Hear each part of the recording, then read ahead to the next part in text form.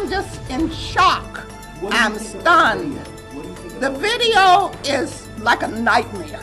A caregiver is shot by a North Miami SWAT officer while obeying police orders and trying to protect his patient. How did this go so wrong? The attacks on our police and the terrorism of our cities threaten our very way of life. Donald Trump, now the official GOP nominee, delivers a gloom and doom state of our nation and a promise of change. Senator Tim Kaine is everything Donald Trump and Mike Pence are not. Hillary Clinton chooses Virginia Senator Tim Kaine as her running mate as they head to the Democratic National Convention. We'll take that and much more to the roundtable. Good morning. We'll be headed there, too, in just a few hours, though we begin today with questions about the confounding police shooting in North Miami this week. A shooting that is yet to be explained fully by authorities. It may not be as simple as the video showed, but what we saw in that video is deeply disturbing.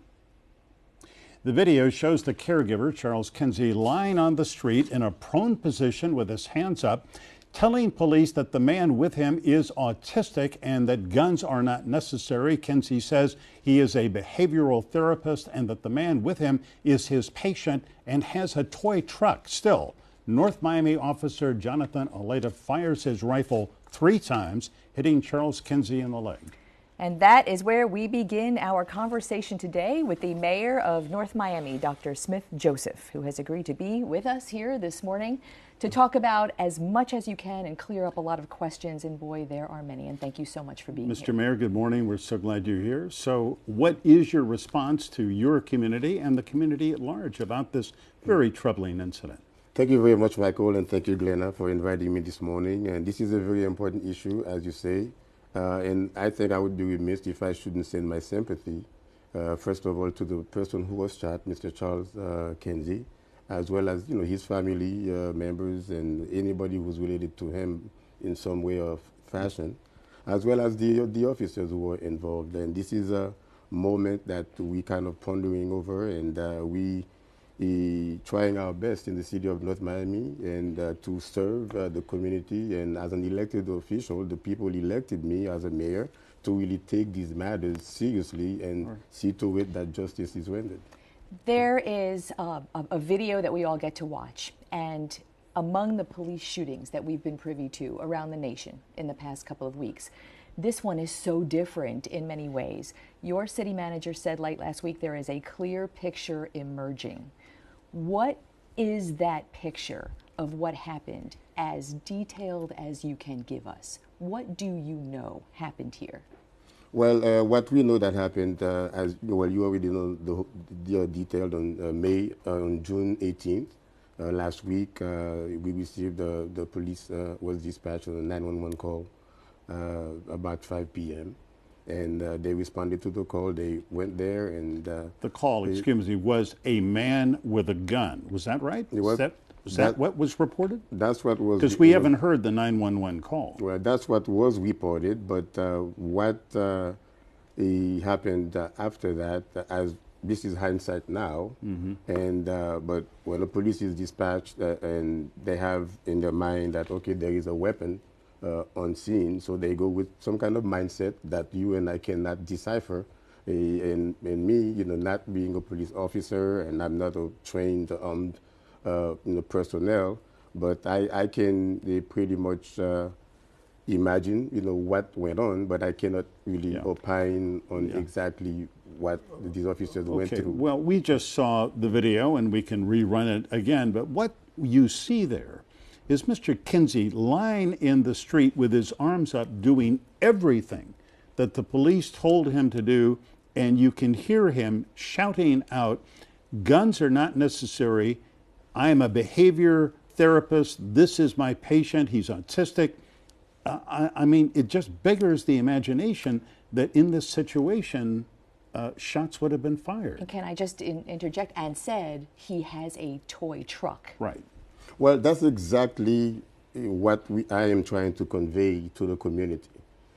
There is a lot of questions we've received about 700 emails and calls come to my office, and today is the opportunity to connect with the community and let them know that this matter is being investigated. And as my police chief said last week, he, after 24 hours after the event, he called FDLE and passed the investigation over to FDLE, and we know that, with full transparency, this investigation will go on, at which time, when we get the results, the results will be turned on to our police department, which will in turn make its final evaluation, and all information then will become public.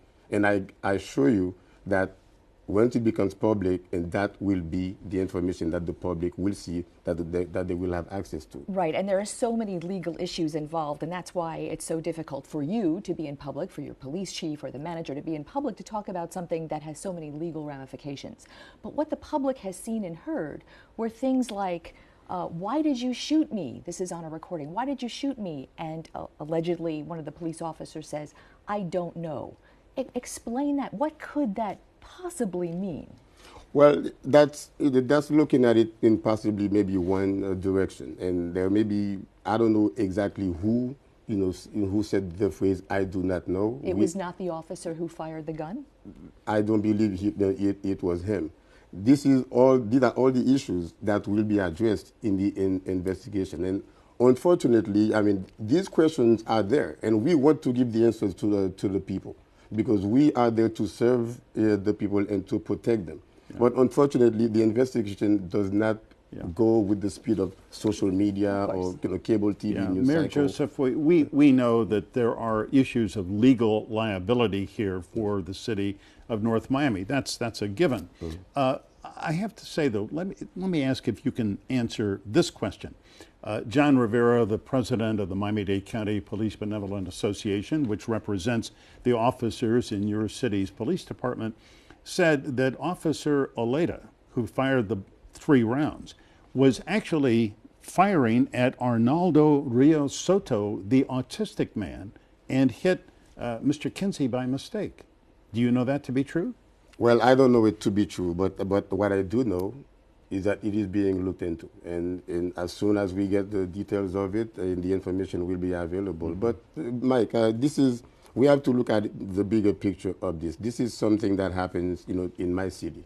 It happens in someone who lives in my community, and it even goes larger than that. These are issues that we have to start, putting in perspective as to how we move as a police department, how we move as a city, how we move as a community. How do we address these issues to make sure that our police officers are well trained periodically?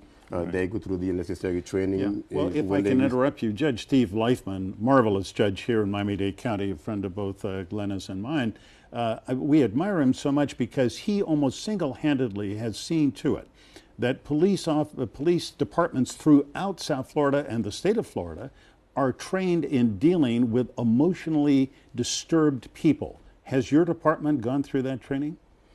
I talked to my police chief a couple of days ago. We sat down, both me, him, and as well as the city manager. We've gone over the questions as to how often our police officers get screened, either psychologically or for any other training. I assure you, my police department, the officers are well trained, and whenever they need any special training, it is done in a proper fashion to see to it that these police officers, they know how to deal with difficult situations like this. Can I go back to the event just for a minute? Jonathan Oleda is the officer under investigation by the FDLE. There's a commander, Emile Hollande. Is that how you say his name? That's correct.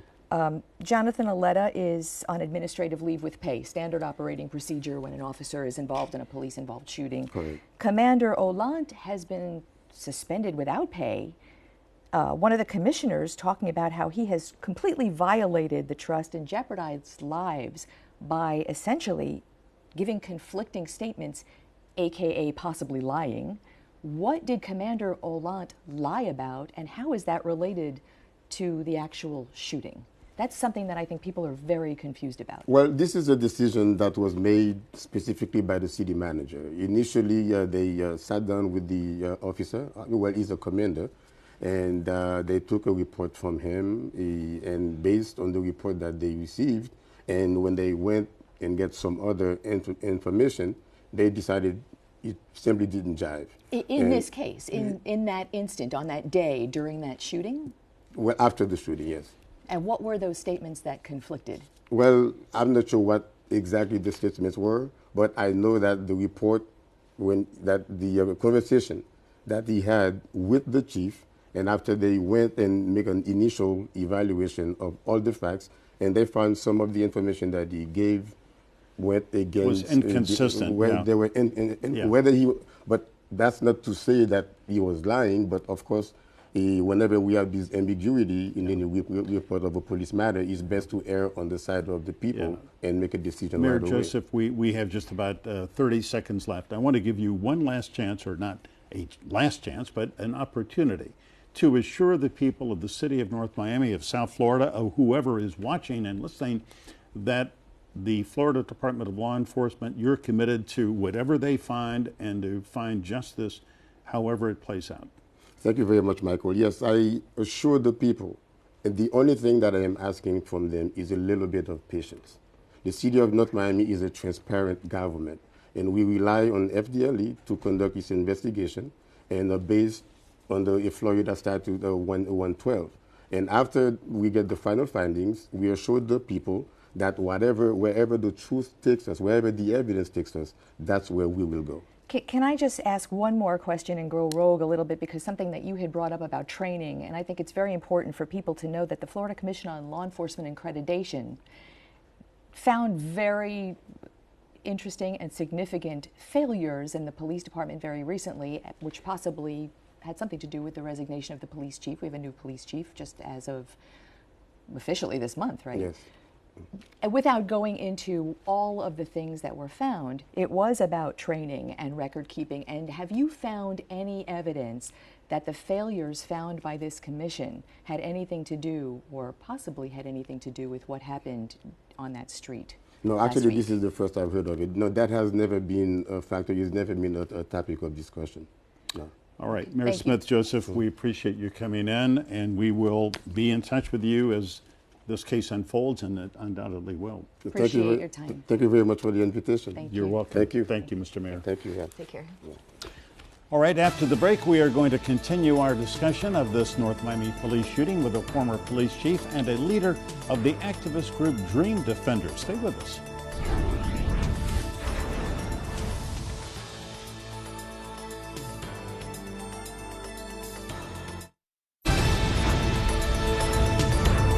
We want to take a closer look now at this police shooting in North Miami with a community activist and a former police chief. Ken Harms was the Miami police chief from 1978 to 1984. Since retiring, he has traveled the country. He testifies as an expert witness in police use of force cases. And the man who once was known as Philip Agnew, whose name is now Umi, is the executive director of the Florida-based group Dream Defenders, which is an organization in urban communities in the fight for social justice. Figured I would use both of your names in case anyone's watching who knows you both ways. Thank you so much for being here. Ken Harms, great to have you come in. We really appreciate it. So give us your impression as you have heard it, as you've heard the mayor describe it, from the media reports of this shooting in North Miami. Was it justified? It's too early to make that decision. Part of the issue is the investigation is just commencing. The video is very damning indeed. It's easy to jump to conclusions just on the basis of the video. But we shouldn't jump to conclusions. We should not. It needs to be properly investigated criminally and administratively.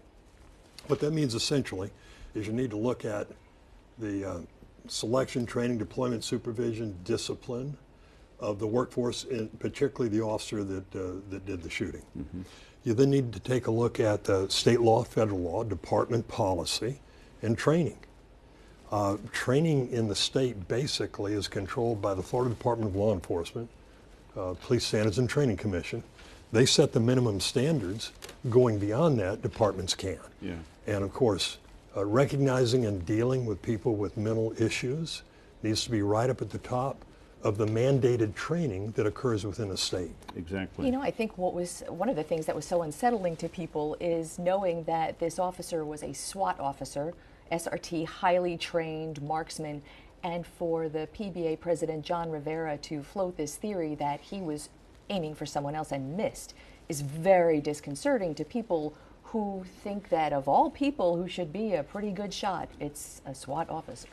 Yeah, they should be. And I'm not sure if John Rivera is speaking from personal information, perhaps, and I'm sure he has discussed it with the officer involved.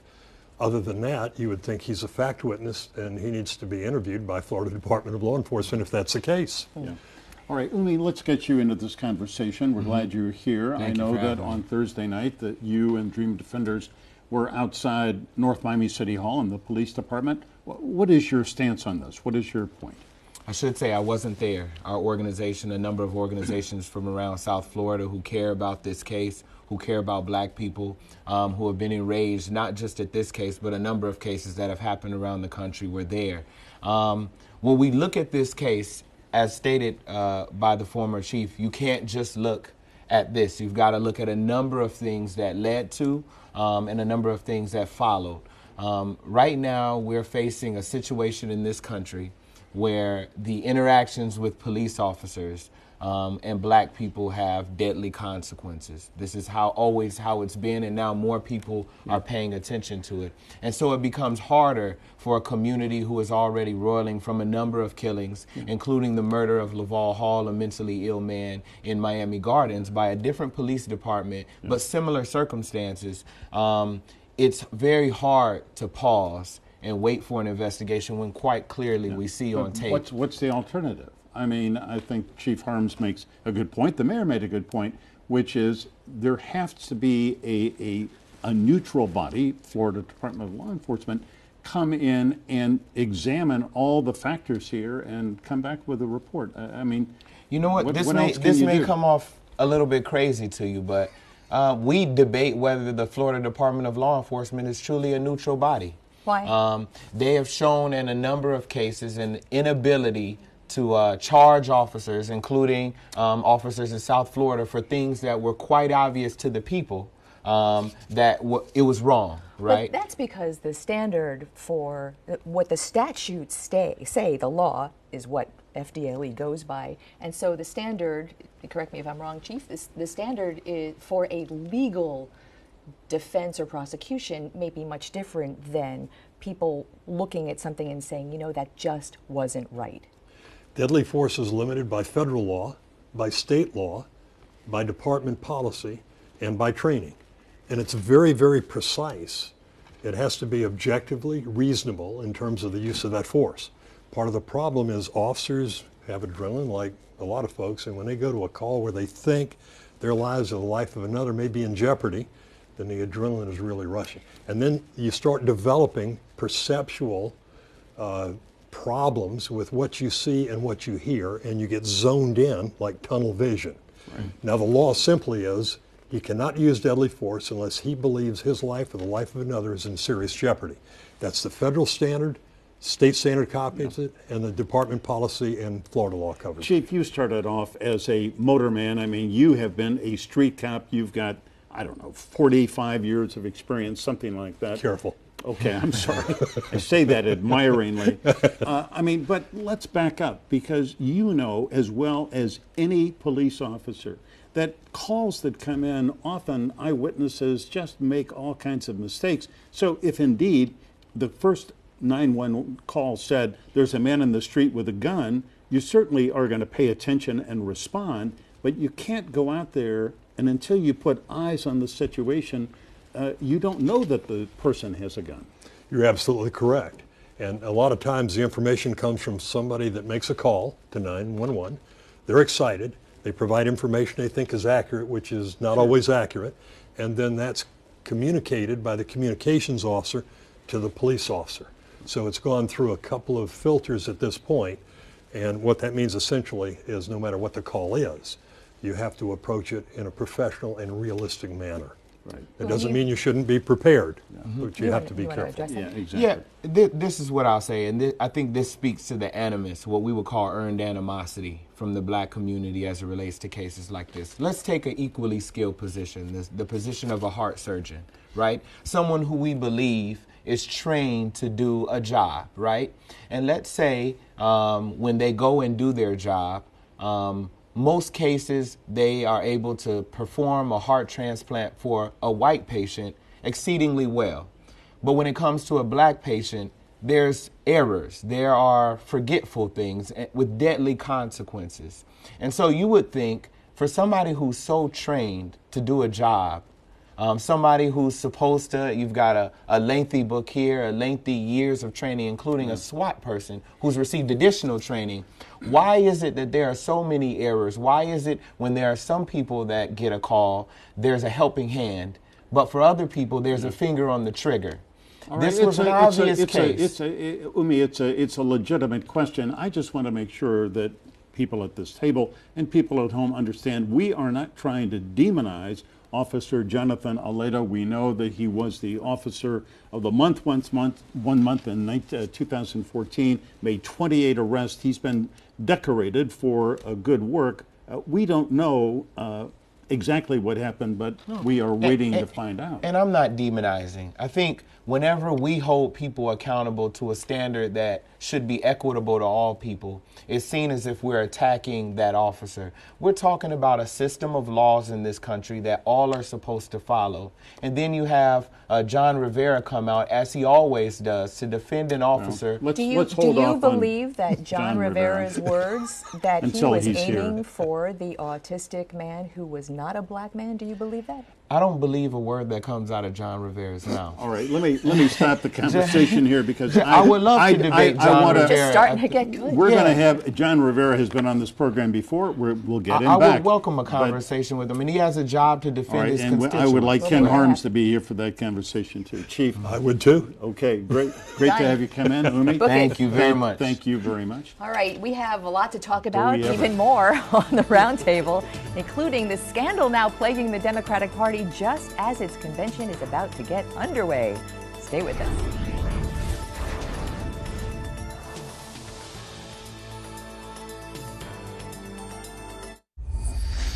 This is the legacy of Hillary Clinton: death, destruction, terrorism, and weakness. Let's defeat her in November. Donald Trump may think America's in decline, but he's wrong. America's best days are still ahead of us, my friends.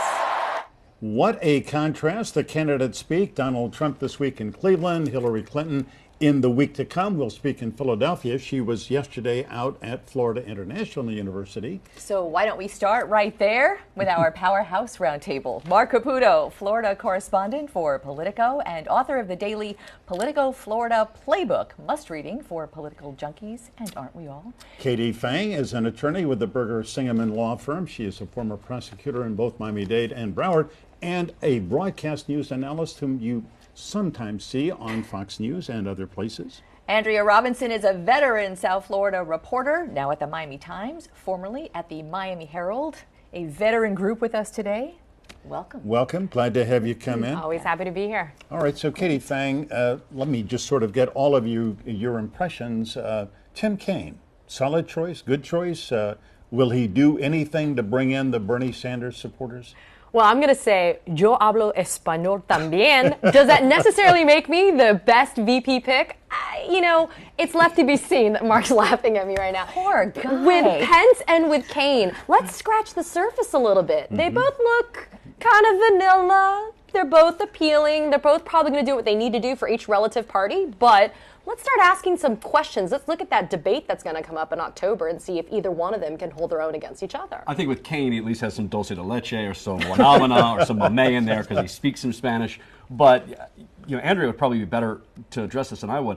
What I would look for in a Democratic pick is how exciting he is to the Democratic base, the Obama coalition. Not only millennials, but African Americans and Hispanic voters. Maybe he can get some Hispanic voters. Not sure how it's going to play in the black He's community. got some Bernie love already. I think that for Senator King that he has his history of being involved with social justice will play well now, especially with the core black voters. Now, with the millennials, not so sure how his selection will play out, but I think that it will be better than what it had been during the whole Sanders-Clinton debate, because some of my friends had sworn off coming over to Clinton, but now they see this Jesuit, very soft-spoken. Spent 17 years as a civil rights attorney in Richmond, exactly. Virginia. And so that could play over very well, because he is in social justice, and with everything that's going on in the country now related with social justice, Black Lives Matter, that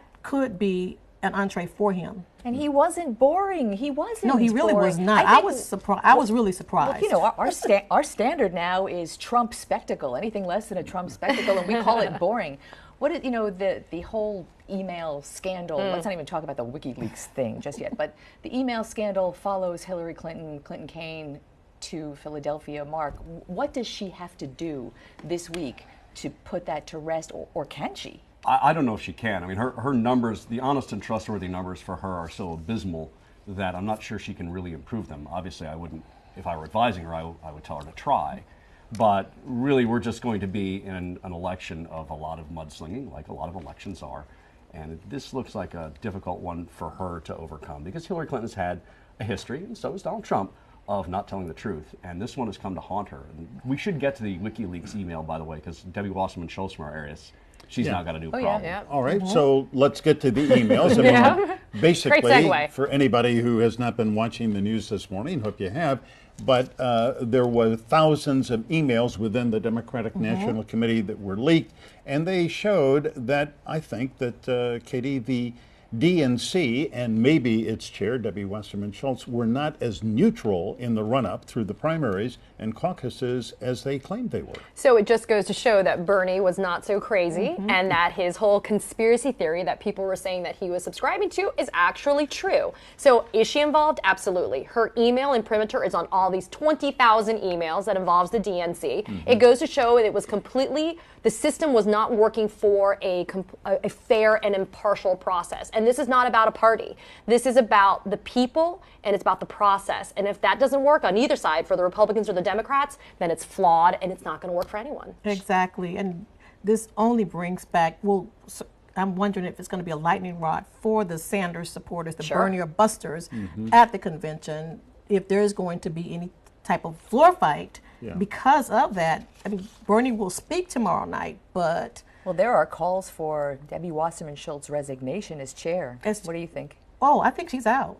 No, she's isn't she? I think she's pretty much. Well, she's out on January 20th, 2017, according to the president. But I don't think. Right. Now, the question is whether or not she's gaveling it in. But what we are confirming now, it could be subject to change, but so far what we are being told is she will not address her own convention. So exactly. She has no speaking That's role. Not a slap in the face. Yeah, right? The DNC chair, and the reason is she doesn't want to get booed. Think about how crazy this is. The DNC chair will not address the Democratic National Convention because she's going to get booed by members of her own party. Wow. And just last week, Debbie Wasserman Schultz was thumbing her nose at Reince Priebus, saying, "Ha ha! If you want to learn how to run a convention, I've got some spare time." Exactly. Well, you got even more time. I was surprised to see. I'm sorry. I was surprised to see her in Cleveland. she was in Cleveland as the voice of. And I wondered why she was there. And the thing is, she has her own campaign that she has to run, and there are some, especially in the Black community. She's not. We don't see her. She's not doing enough for us, and this cannot help her. Yeah. Let me, if I can, just go back briefly to Tim Kaine, because Hillary Clinton at FIU yesterday kept saying he's a progressive. He's a progressive, and frankly, I don't think he's a progressive. I think he is a moderate, sometimes liberal on some issues, guns, Second Amendment stuff. A Democrat, but he is not a progressive. Did she pick for her party, or did she pick for an ultimate eventuality where she sees herself in the White House, where she's going to have to bridge the gap across the aisle with Republicans? Because that's his history. That's how he is. That's how he operates. He is a centrist. He's a moderate. He's not progressive enough. And also, he has a good relationship with Hillary Clinton. Yeah. A lot of this, the first decision you make in a VP pick is, does this person pass the test? Can you see this person in the Oval Office? Right. Yes. Number two, do I like this person? And you pass both of those tests for they clearly, no. Yeah, you know? Yeah, clearly, I He's think no they're Elizabeth very, Warren. very at ease with each other. He's not progressive in the purest sense, but his history, again, of working with brown and black people defending women in New York who could not get into apartments in New York City.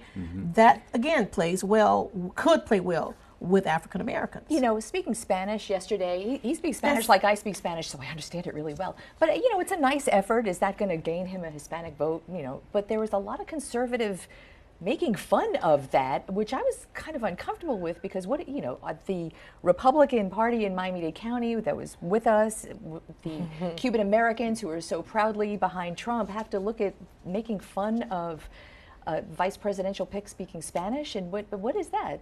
Oh, well, this is part of the problem that the Republican Party has, and it also bleeds over to immigration reform. So Tim Kaine promised, hey, we're going to try to do immigration reform once we get in office. And the RNC's new spokeswoman, Helen Foray, who used to back and still backs comprehensive immigration reform, decided to make fun of Tim Kaine and saying, hey, you know, Democrats had their chance. Didn't mention the GOP scuttled immigration reform in 2013. All right. On that moment, with that word, we are going to take a brief break. We'll be back with more of the roundtable in just a minute.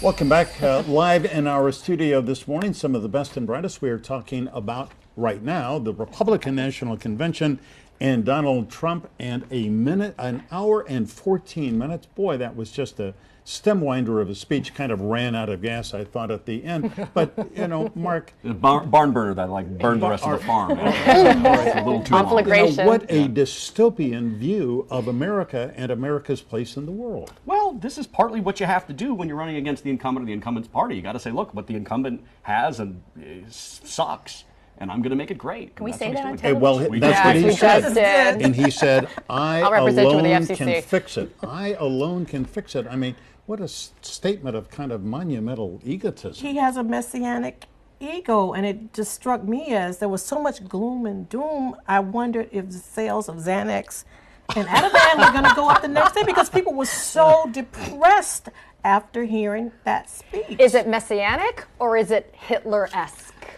Right? I didn't want to bring that. You did. Thank you. I went there. That's fine. Is it Hitler-esque? Is it? Are we going back? Why are you giving me that look? I wouldn't. I've never seen Mark's mouth open. But I'm only reiterating what people have said.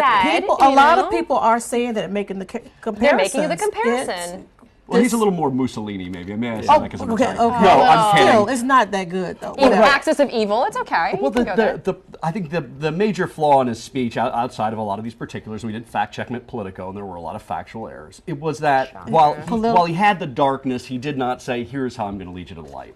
But that's how he's been the whole time. The man has no substance in terms of actual implementation and execution of how he's going to do this. If I may say, he described the ills that afflict America, but he didn't prescribe any way to fix them. I mean, I think that's the issue. That's what the campaign will be about. Well, I think we are we out of time? No, we can keep going if we want. We can keep going? Okay. It's our show. We can do that. You know, before we do run out of time, we need to address a little bit the shooting in North Miami. We talked a lot about that at the top of the show.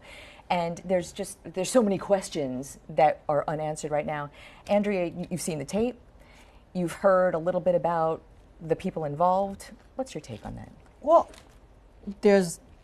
I'm wondering, as Ume Salah mentioned, about FDLE and just how impartial it will be, because some of the members of FDLE have friends who are still here in law enforcement, and I wonder if they're going to be impartial. Well, under that, with that theory, can anybody ever be impartial? Well, that's just it. But a lot of the outcomes with these investigations, rarely when it involves black people, are in favor. This one though crosses the line. Well, this one does. But one person in North Miami asked me this question for something to consider.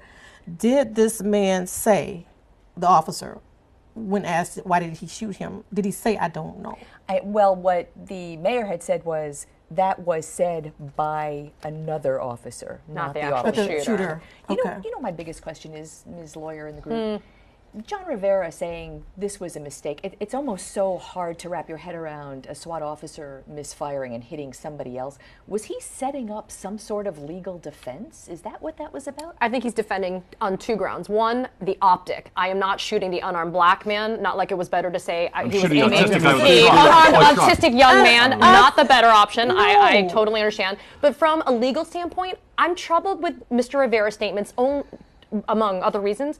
Are you imputing something to the cop now? And from a liability standpoint, for the city, for the officer, for the department, etc., how are you making that statement? So I'm wary why people are making such committed statements so early on in an investigation about what happened. But also in this community, given the history, the volatility where you have right now across the country, these shootings and the history of Miami, the greater Miami area, for John Rivera to say that, you don't want to inflame people anymore. People are already riled up. It's and like, he's dude, just... you shot a caregiver of an autistic Exactly. Right, who was lying on his back with his arms in the air. Okay. All right, we are out of time, Can but I thank just say, I got to go too. I got to go catch a flight, so I'm going to say goodbye. And I'll see you in Philadelphia. I'll see you in Philadelphia. Yeah. All right. At the Republican National Convention, I caught up with Governor Rick Scott. He had some interesting things to say, and we will bring you his remarks after the break.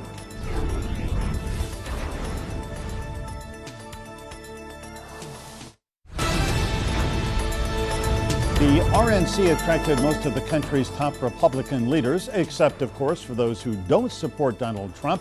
They include George H.W. Bush, George W. Bush, Jeb Bush, John McCain, and Governor John Kasich of Ohio were among those who didn't show up. But among those who did, Florida Governor Rick Scott. Governor, good to see you. Good to have a chance to speak. Your speech last night was the best I've ever seen you give. You obviously had a lot of preparation. I don't know if you had coaching. What did you do to get ready to do that? Well, first off, I love doing it. There was so much energy in the room. This is a great job. If you like people, and I love people, if you like people, and that room was just full of people, and they had energy and they had a purpose. So it was a lot of fun. Donald Trump's a friend, so I believe in him. I believe he's going to be a good president. I believe he's going to win, and I'm going to work hard to make sure he wins. Governor Ronald Reagan won the White House with a sunny, optimistic message, morning in America. Donald Trump's message is pretty much doom and gloom, and your speech last night was full of doom and gloom and criticism of President Obama, Secretary Clinton. How do you win in November with this downbeat message? Well, first off, I think the country's worried about ISIS. I think the country's worried about turning around the economy. I think it's a tough time for our country, but I think it's important to talk about where we're going. And part of what I talked about last night is Donald Trump needs to fire the politician, which I think he will. He's uniquely qualified. Which politicians does he need to fire? I think people that are not getting things done. We have to say to ourselves, we have too much taxes. Our government's too big. Our government is not responsive at the federal level. So I think that's important. But he's got to talk about jobs. He's got to talk about turning this economy around. You spoke to President Obama yesterday about Zika. Tell us about the conversation. Sure. He gave me a call. He knows we have the first case. We're not sure if it's travel related or not. We'll find out. But he said they're probably going to help with some funding. I've been disappointed, as you know, in the White House and the Congress, both, that they haven't provided funding today. We showed up and have provided funding, $26.5 million out of the state budget, up in our mosquito boards. This is a real issue. The federal government, this is not a state issue, this is a national issue. We're just the tip of it. And so they've got to show up. So this is a good start. It's going to be about $5 million, so that's a good start, but it's going to take more than this. Yeah. Governor, let's go back to Ted Cruz. Were you surprised that he stepped in front of the convention last night, but really never endorsed Donald Trump and said, vote your conscience? There's only two people on the ballot. So you're either supporting Donald Trump or you're helping Hillary Clinton. So I think everybody that wants Donald Trump to win, the Republican to win, needs to support Donald Trump and help him win. Now, look, it was like my race back in 2010. The Republican establishment did not want me to win. But fortunately, I worked hard after the primary. We brought people together and we were able to have a win, and we've had very good sessions since then. Donald Trump needs to do the same thing, but we all have to get on board. Did Ted Cruz disrespect Donald Trump by getting up and saying what he said? Well, he should have come on board. He should have come on board and helped unify the party. Something you said in your speech last night that struck me was the state of the economy. You've worked hard to create jobs. I know you say more than 700,000 in Florida since you took office. The Dow is at record highs. Unemployment is at 4.9%. The economy is not tanking, is it? But it's not growing. I mean, we've done well in Florida. We've added 1,118,000 jobs. We're beating the national averages in GDP by over 50%, I think, by job growth over 70%. In all these areas, we're doing well. But the country is not growing like it should. We need to grow way faster than we are if we want wages to go up. I want people to be able to make more money. The only way that happens is you grow your economy. The federal government is a significant drag on all of our economy. If I had a partner in the White House with lower taxes, I could recruit more companies from outside this country to move to Florida and do more business here. You're clearly having a good convention. Is this It's fun. Good? Is this a springboard for a run for the Senate in 2 years? Oh, I don't know. I've got 2.5 more years. My goal is I got 2.5 years. I got about a little over 900 days. We'll be #1 in job growth. I've seen my good friend Rick Perry. I let him know that we've beaten Texas 14 months in a row in job growth. He said it never happened when he was governor. But I want to make sure we're #1 in job growth, the best in the country, #1 in education, and we're the safest state. We're at a 45-year low on crime rate, but we have always work to do. Right. Governor, thanks very much. Appreciate your time. Good to see you. And animated Rick Scott. All right, still to come, my personal perspective about Hillary's choice of Tim Kaine and the upcoming Democratic National Convention.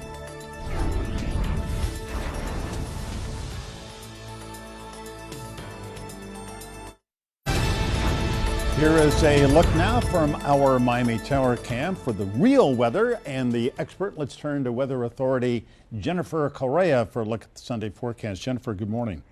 Good morning, Michael. It is pretty gloomy out there. Now, there are a few raindrops on the lens, and there are a few showers popping up once again for northeast Miami-Dade. Look at this big cluster of rain. Now, most of that, of course, it's offshore, but we've had some share of heavy rainfall edging the barrier islands and Miami Beach. Now, we do have heavy rain that is still pushing over Fort Lauderdale, now into northern parts of Broward County as well. And this is impacting Coral Springs with a few lightning strikes out there. We do expect another round of showers and storms. This is all thanks to an upper level low. You could even see that counterclockwise motion at the surface with the direction of those showers and those storms coming in from the south and then turning out towards the north and west.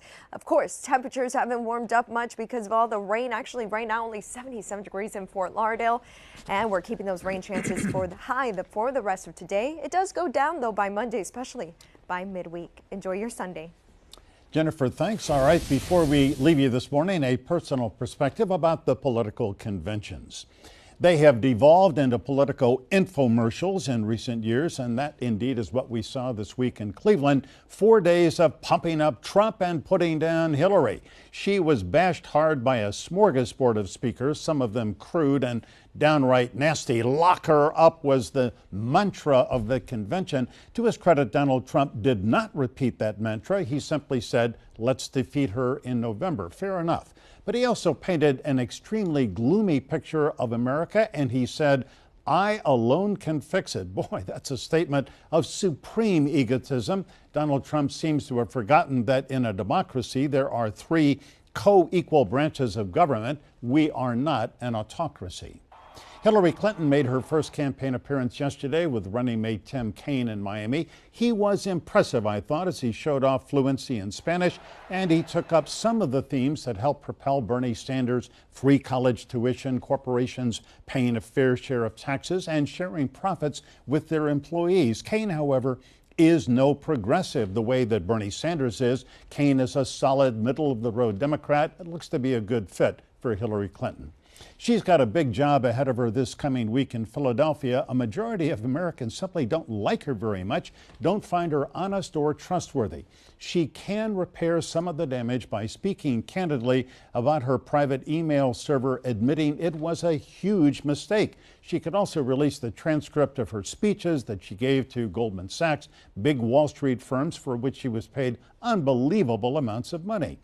Republican campaigns usually follow the Ronald Reagan template. It's morning in America. Our best days are ahead of us. Donald Trump said our best days are behind us, but he can make America great again. It's really kind of a gloomy message. I look for Clinton and Kaine to be the sunny, optimistic ticket. I know Florida needs optimism and hope for the future. So does our beloved country.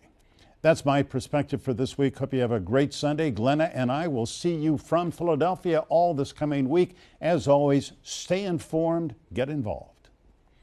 And what do you think? We invite you to weigh in on any topic like we have been speaking about this morning. Email, Facebook, Twitter, any of these addresses are good. We're easy to find and we do respond.